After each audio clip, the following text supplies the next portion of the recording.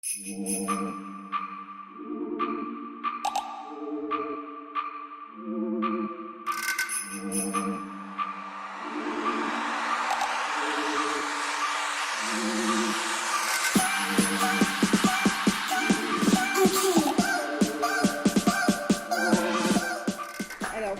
pour finir ce survol de ce que c'est que le learning aujourd'hui, j'ai appelé Marion Breleux, directrice digitale de Habilways et qui arrive tout juste de Copenhague. C'est ça. Merci beaucoup Marion. Merci. Donc du coup, on va peut-être commencer par présenter Habilways en digital. Ce que vous faites. Allons-y. Alors en fait c'est un peu particulier. Moi j'ai créé une start-up interne au sein du groupe Habilways, qui est un organisme qui réunit plusieurs marques. Les plus connues sont souvent le CFPJ sur communication immédiate, ISM sur le marketing, Pyramide sur tout ce qui est création graphique et communication visuelle. Enfin il y a plein d'autres marques. Et en fait il y a 3 ans on a réalisé que si on rassemblait toutes nos offres qui avaient trait à l'accompagnement ou à l'évolution digitale des métiers, on avait en fait l'offre la plus profonde sur le marché. Et donc on a décidé de créer une entité, de partir de zéro en fait, pour adresser un besoin qui était émergent à l'époque, qui était le besoin autour de la transformation digitale, qui avait la particularité d'être un besoin global hors silo, avec cette figure émergente du CDO, du Chief Digital Officer, qui adressait vraiment tous les projets de transformation digitale de l'entreprise. Alors qu'on était, nous, dans une organisation qui était très en miroir avec l'organisation des entreprises, c'est-à-dire en vertical métier, qu'on accompagnait chacun dans leur couloir de nage. Voilà. Et puis il y avait aussi cette MOOC mania qui était à son point émergent. Donc on avait aussi ce sentiment que c'était difficile d'être entendu comme étant un acteur innovant sur un marché où finalement il y avait une sorte de prime aux nouveaux arrivants, où tous les pure players étaient regardés avec des yeux pleins d'amour, et les acteurs historiques étaient un peu regardés comme étant des dinosaures incapables de se renouveler ou de faire des choses différentes. Et donc on a aussi créé cette entité pour vraiment créer une sorte de lab d'innovation. On allait pouvoir se permettre de faire des choses disruptives, nouvelles, parce qu'en fait on n'avait pas de legacy, on n'avait pas d'histoire, on partait d'une feuille blanche. Donc c'était aussi une aventure assez chouette de ce point de vue-là, c'est de pouvoir partir from scratch. Super. Et du coup vous avez créé des pédagogies. Ouais. L'idée, c'était vraiment, vous vous êtes développé autour du renouveau des pédagogies. Ouais, tout de suite, il y avait cette idée d'être un peu un lab autour des nouvelles pédagogies. On a beaucoup fait des choses par intuition au départ, en disant, en fait, comme notre sujet, ça va être la transformation digitale, on va aller chercher tout ce que font les communautés autour du web ou du développement qui nous semble intéressante à intégrer dans des parcours pédagogiques ou dans une pensée pédagogique. Donc au début, on est parti avec quelque chose d'assez basique, c'est-à-dire de se dire on va plus faire forcément des conférences, on va faire des barcamps, on va essayer de monter des hackathons autour du learning, etc. Ça n'a pas été super bien reçu à l'époque. En fait, on avait un retour sur le principe qui était très positif, les gens étaient hyper attirés par ce type d'approche. Mais en même temps, sauter le pas était très compliqué parce que c'était fondamentalement nouveau. Et puis on n'avait pas forcément de POC. On avait fabriqué des choses, mais on n'avait pas forcément expérimenté dans le dur. Donc il avait vraiment fallu qu'on fabrique petit à petit des expériences pour prouver que les intuitions qu'on avait étaient les bonnes. Et aujourd'hui, en fait, on a développé une pédagogie qui est autour de 3-4 grands principes clés. On essaie vraiment d'avoir une pensée qui est orientée user, ce qui peut paraître en fait assez bateau dans un univers digital, mais en fait quand on est dans le milieu du learning et de la formation, on s'aperçoit qu'on a une pensée très orientée solution et pas du tout une pensée orientée apprenant. C'est-à-dire qu'on va d'abord se dire je veux faire un MOOC ou je veux faire de la réalité virtuelle avant de se dire ok, alors du coup qu'est-ce que je vais choisir comme thématique pour faire ça. On a un peu tendance à cocher des cases pour choisir des pédagogies. Également un principe phare qui est en fait on a commencé à se dire que rien n'était impossible. Or dans le présentiel on a tendance à penser que le présentiel n'est pas scalable. C'est-à-dire qu'une formation présentielle, c'est 12, 15 personnes dans une salle en U autour d'un monsieur ou d'une dame qui sait et qui va transmettre son savoir de manière plus ou moins descendante, mais assez linéaire malgré tout. Et en fait, on a commencé à faire des expérimentations où les contraintes du cahier des charges, c'était on a 1 heure pour former 100 personnes à l'utilisation de Twitter. Et au total, on doit faire passer 5 groupes de 100 personnes dans une journée, mais vous avez 1 heure à chaque fois. Et on ne s'est pas dit que c'était impossible, on s'est dit que c'était possible. Et du coup, on a prouvé par là même qu'en fait, on pouvait faire du scalable en présentiel, on pouvait faire de la mise à grande échelle en présentiel.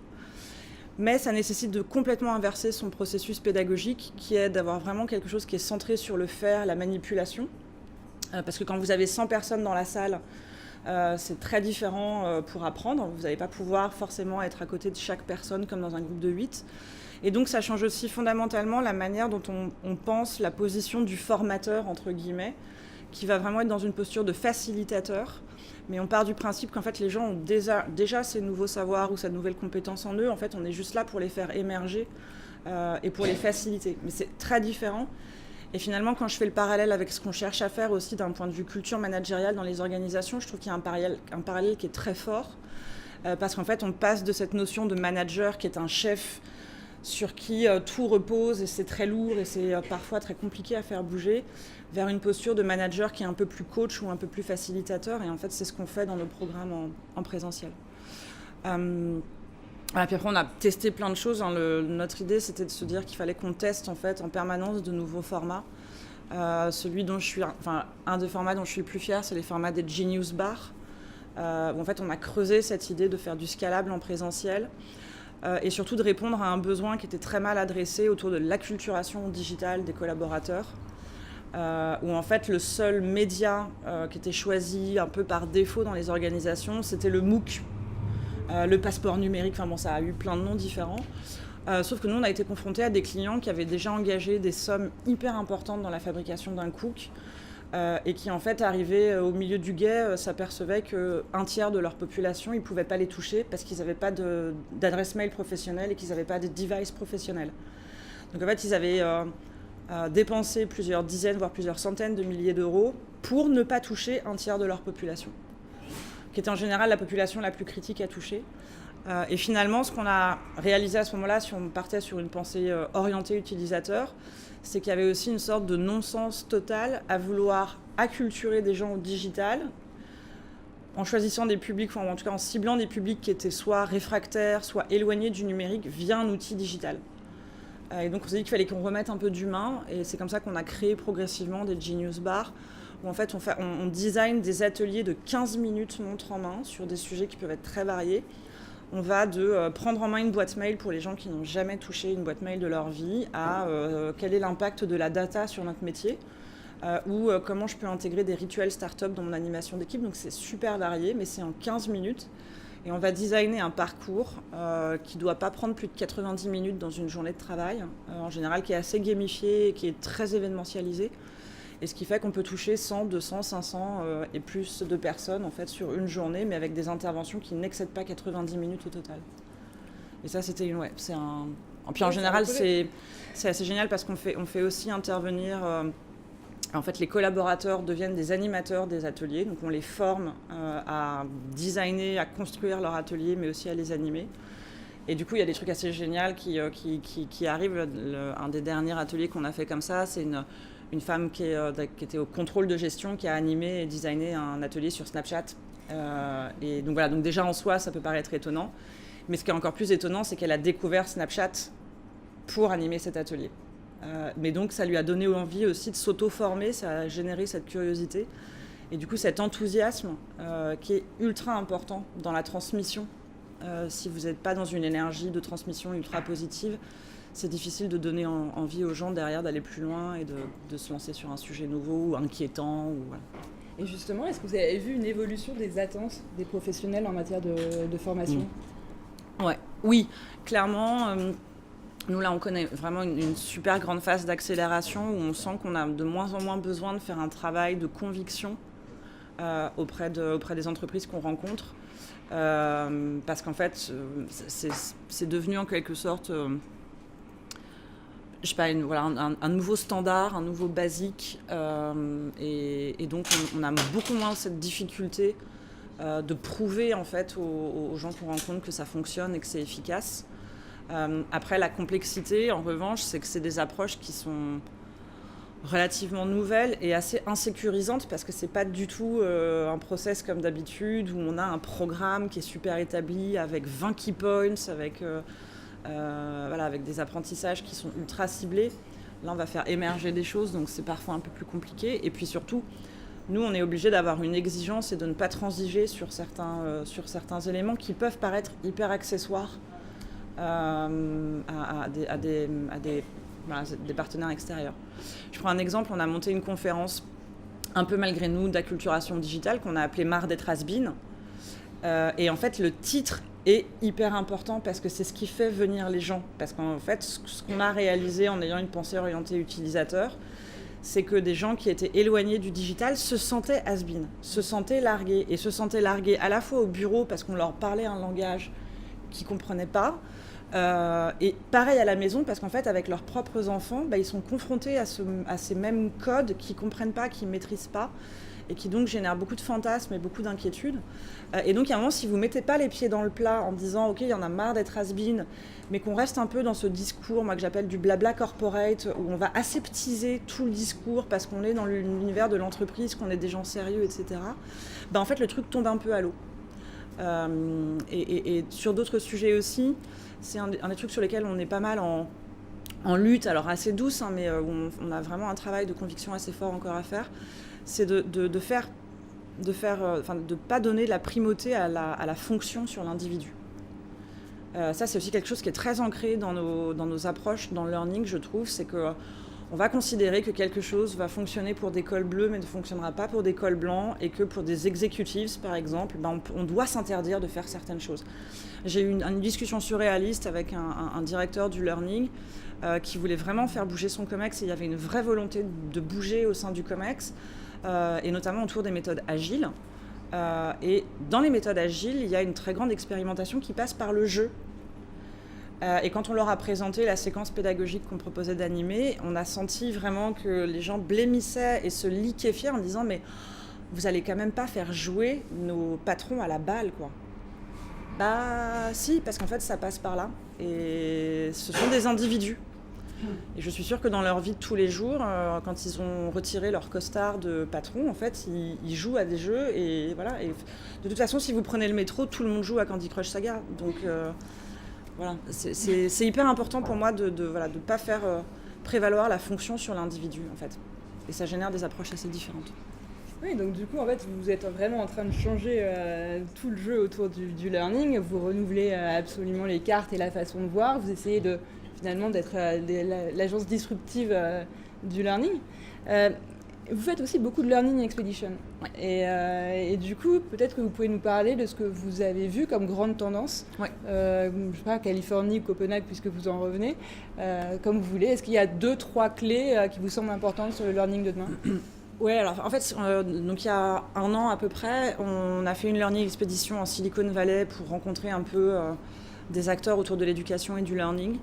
En fait, moi, ce qui m'a bluffé, c'est que, en général, quand on part en learning expédition dans la Silicon Valley, on s'attend à prendre une énorme claque, à s'apercevoir qu'on est complètement à la rue, qu'ils ont genre 30 ans d'avance sur nous et qu'on est là, nous, à courir derrière dans la vieille Europe. Et en fait, j'ai été assez étonnée de remarquer que, en fait, ils n'étaient pas forcément si en avance que ça, ou en tout cas, personne ne sait comment on apprendra dans 10 ans, dans 20 ans, et personne ne sait quelles seront les tendances vraiment ultra structurantes du learning de demain. En revanche, il y a des choses sur lesquelles ils ont un territoire de jeu qui est beaucoup plus important que le nôtre. Donc là, il y a une avance qui est certaine, c'est sur la data. Et c'est revenu dans toutes les rencontres qu'on a faites. Ils travaillent énormément sur la data et sur l'intégration des learning analytics pour améliorer les processus d'apprentissage. Mais globalement, en fait, les tendances qu'on a pu observer sont pas basiques, mais sont pas révolutionnaires. C'est juste, en fait, ils revisitent certaines approches qui peuvent paraître traditionnelles. Les lieux sont hyper ouverts. Et surtout, moi, ce que j'ai trouvé bluffant, c'est que l'ensemble des lieux qu'on a visités sont au service d'un apprentissage qui est partout dans l'organisation. C'est-à-dire que, notamment chez General Assembly, c'est un des endroits qui m'a le plus bluffé de ce point de vue-là, vous n'avez pas que des lieux d'apprentissage dans les salles de formation. En fait, l'apprentissage est généré partout, dans les couloirs, dans les salles, dans les espaces communs, c'est assez étonnant, en fait. Déjà, vous pouvez écrire sur tous les murs. Et on a assisté à la sortie d'une formation où, en fait, des gens ont continué le cours qu'ils étaient en train de prendre, mais dans le couloir. Et c'était pas du tout l'instructeur ou le prof qui continuait le cours, c'était un des participants qui en fait a pris un feutre et a commencé avec un petit groupe de personnes à continuer leur apprentissage, à continuer leur expérience de learning, mais dans le couloir au milieu de tout le monde. Et ça, pour moi, c'est vraiment quelque chose qu'on essaie de reproduire en permanence.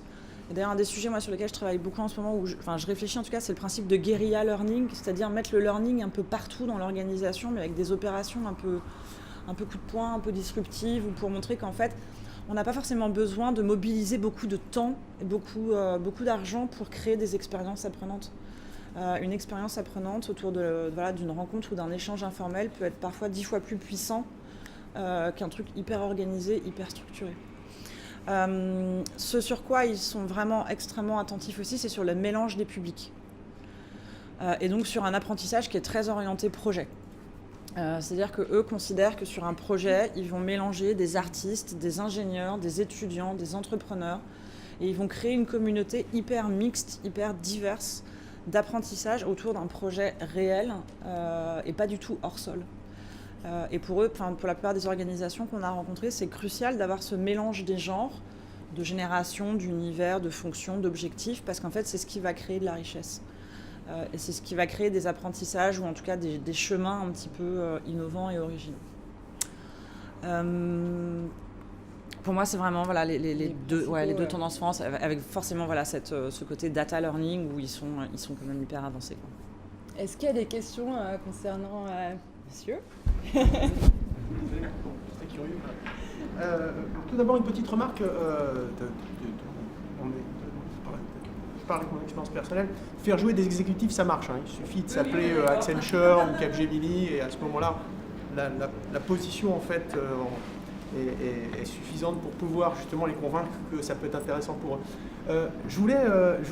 J'avais deux points. Tout d'abord, revenir sur les aspects apprentissage rapide pour transformer en fait finalement la vie opérationnelle, on va dire, au quotidien. Je voulais savoir si vous aviez réfléchi à travailler avec des grandes sociétés de software ou des grandes SS2I, notamment quand on déploie, je sais pas moi, un nouvel SAP dans une boîte de 5000 personnes et que derrière, en fait, traditionnellement, on fait les formations à l'appel par groupe de 25, formatés en prenant les slides des SAP et en les déroulant. Puis après, en regardant une semaine après comment les personnes ont digéré ça en fait sur leur écran, parce qu'il n'y a pas toujours effectivement 25 postes de travail dans la salle de formation. Et si justement il n'y avait pas un certain nombre de techniques qui permettaient d'aller voir un SAP en disant voilà, avec ça, vous allez pouvoir être beaucoup plus efficace dans la manière dont la transformation de la vie de l'opérateur va se faire au quotidien. C'était mon premier point. Mon deuxième point, vous avez mentionné la partie analytique. Je voulais savoir s'il y avait des acteurs particuliers de la Silicon Valley que vous nous conseilleriez de suivre sur ces domaines-là. Sur votre premier point, non, on n'a jamais déployé de projet comme cela. Juste parce que ce n'est pas forcément dans notre périmètre d'intervention. Après, clairement, tout le process de création et de design qu'on a formalisé aujourd'hui et qu'on a vraiment posé fonctionnerait complètement sur un univers comme celui-ci. En fait, nous, ce qu'on a aussi développé, c'est ce que j'appelle, moi, la multiplication des points de contact apprenants. Je m'inspire beaucoup de ce qui se passe dans les médias et dans le retail pour travailler un peu différemment. Et en fait, dans le retail, aujourd'hui, avec le digital et le cross-canal, on cherche en permanence à multiplier les points de contact avec les clients, entre le client et la marque. Et en fait, c'est exactement le même principe dans le learning, sauf qu'en fait, vous allez choisir un média qui va répondre à un objectif sur un temps donné. Une infographie est un contenu apprenant qui peut être consulté en 1 minute, mais qui va répondre à un besoin ultra spécifique. Vous aurez besoin peut-être plus d'un micro-learning de 15 minutes pour aller un tout petit peu plus loin, puis ensuite d'un atelier d'1 heure ou de 2 heures, etc. etc. Et c'est comme ça qu'on crée, qu'on design un process, ou ce qu'on a appelé pendant un moment le fameux continuum d'apprentissage. Donc en revanche, voilà, c'est formalisé et on cherche toujours à aller un peu plus loin dans ce type d'approche. Sur votre deuxième question, j'ai pas forcément identifié d'acteurs forcément à suivre sur ce sujet. En revanche, en France, vous pouvez suivre une boîte qui s'appelle Domocio qui fait un super bon boulot sur le sujet. En fait, nous, on a juste échangé notamment aussi avec des chercheurs de Berkeley et de Stanford sur le sujet. Je pourrais retrouver leur nom si vous le souhaitez. On a eu à la fois la chance et le... Pour moi, ça a été un moment très douloureux. On a suivi un cours d'un prof de Berkeley sur les Learning Analytics et je me suis dit que quelque part, l'avenir appartenait aux matheux et que je crains de ne pas faire partie de cet avenir. Mais voilà. En tout cas, Berkeley font des choses hyper intéressantes sur le sujet. Et après, en revanche, dans un registre très différent, LinkedIn est assez effrayant sur le sujet. Vraiment. Et juste, je ne vais pas forcément m'étendre, sauf s'il y a des questions sur le thème, mais pour savoir de quoi je parle, vous pouvez lire ou regarder cette vidéo qui s'appelle « En 2033, je ne travaille plus, je transfère », où LinkedIn en fait, a pris le monopole du marché du travail en 2033. Est-ce qu'il y a d'autres questions? Oui. J'ai une question sur ce que vous disiez quand vous accompagnez des grands groupes, par exemple 1 heure 100 personnes. Moi, je viens de l'univers du bâtiment, donc on intervient beaucoup sur des chantiers. Les gens ont peu de temps, ils lisent très peu, ils ne sont pas du tout papier, ils ont un téléphone, c'est la seule chose qu'on a, et on intervient soit avec un casque de réalité virtuelle pour faire des petits ateliers sur des grandes séries pour 5 minutes pour chaque personne, ou on fait des formations un peu à la volée. Notre problème, c'est de valider, parce que quand on a des grands groupes, on a le personnel d'un chantier, c'est très disparate. On a de l'ouvrier à l'ingénieur, au chef de chantier. Comment vous savez, comment vous pouvez suivre? On a toujours des gens, nous, qui se carapatent, c'est-à-dire on va ratisser large, on va leur offrir des tas de goodies, on va les faire venir sur le temps d'un déjeuner. Enfin, littéralement, on déploie tous les efforts, mais on a toujours des gens qui échappent. Et ces formations, on les a tentées pour créer un compte, ne serait-ce qu'un compte mail, parce que le Twitter, ils en sont assez loin et ce n'est pas leur préoccupation. Mais on a un taux de chute, enfin, on est obligé d'abord de valider, nous, ce qu'on fait, savoir quel est le retour, combien de personnes, et comment vous faites ces points de contact, comment vous pouvez les multiplier avec une population qui est très disparate, qui a un rapport des fois avec la langue française qui est un peu difficile.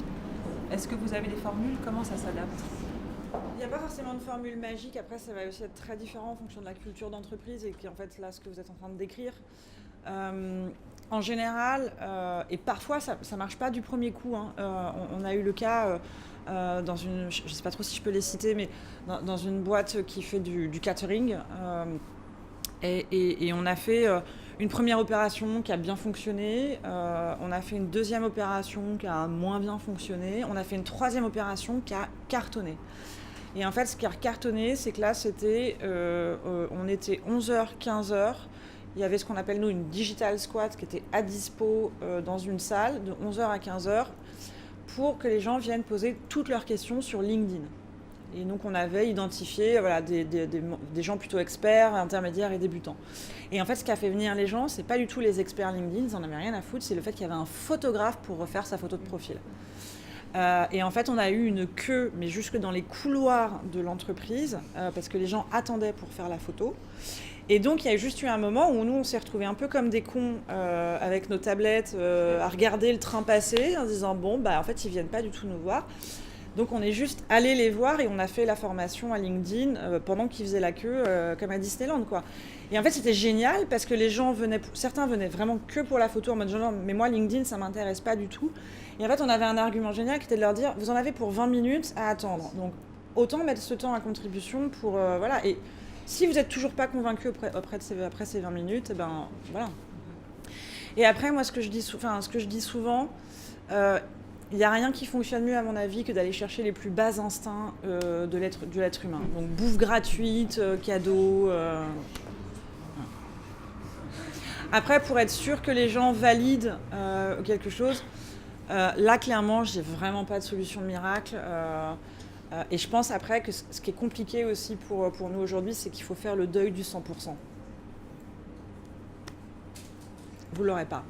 En revanche, il y a plein de systèmes qui vous permettent de récupérer des signatures ou des choses peut-être un peu plus...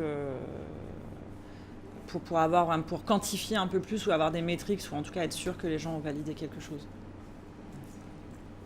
Mais la logique de don contre don, à mon avis, fonctionne assez bien et est vraiment quelque chose à exploiter.